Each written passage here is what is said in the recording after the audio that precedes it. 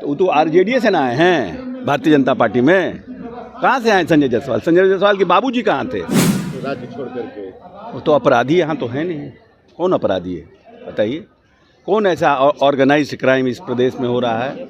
और जब Sushil Modi ji deputy chief minister थे तब अनऑर्गेनाइज्ड क्राइम नहीं होता था क्या?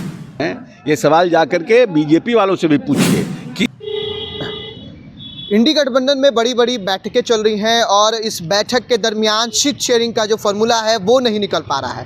तो इसको लेकर जो है वो अलग अलग पार्टियां जो है वो ये कमेंट करती दिख रही है कि इंडिया गठबंधन कभी सक्सेस नहीं होने वाला है। अब इसी प्रश्न को लेकर जब पत्रकारों ने अशोक चौधरी से पूछा कि इंडिया गठबंधन जो है उसके सीट शेयरिंग का अभी तक फॉर्मूला सामने नहीं आया, क्या कुछ होगा, तो अशोक चौधरी कहते हुए दिखे कि आप लोग एनडीए से पूछिए, एनडीए की अभी सीट शेयरिंग की बात है वो भी कहाँ निकल के सामने आई है।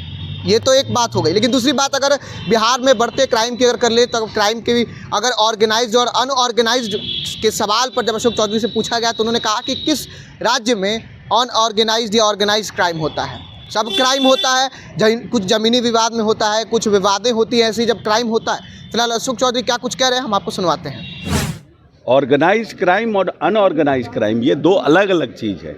Unorganized crime spur of the movement में होता है, किसी से ज़मीनी विवाद है, किसी से लड़की का कोई विवाद है, किसी से पारिवारिक विवाद है, that is called unorganized. Organized crime किसी पॉलिटिकल प्रोटेक्शन में कोई एक ग्रुप पनप रहा हो राज्य में और वो क्राइम करता हो जिसको सरकार का संरक्षण प्राप्त हो। तो कोई एक ऐसा बताइए नाम जिसको नीतीश कुमार का और सरकार का संरक्षण प्राप्त हो, ऐसा कोई ग्रुप है क्या?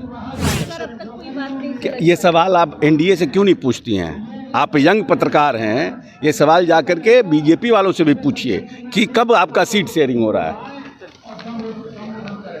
तो अभी आप सुने कि क्या कुछ कह रहे हैं। और इंडिया गठबंधन की बड़ी बैठक जो है वो लगातार हम देख रहे हैं और सबसे बड़ी बात है कि ये कयास लगाया जा रहा है कि नीतीश कुमार कभी भी एनडीए में जा सकते हैं। ये बातें सामने निकल के आ रही है, लेकिन इस बात को भी लोग जो है वो जदयू के लोग हैं वो खारिज करते हुए दिख रहे हैं और साफ साफ तौर पर कह रहे हैं कि आप एनडीए गठबंधन से पूछिए। और सबसे बड़ी बात सीट शेयरिंग की बात, क्योंकि इंडिया गठबंधन की सीट शेयरिंग की बात जो है वो अभी तक सामने निकल के नहीं आई। और सीट शेयरिंग की बात इसलिए क्योंकि नीतीश कुमार का फॉर्मूला था कि हर एक लोकसभा सीट पर इंडिया गठबंधन का एक उम्मीदवार होना चाहिए।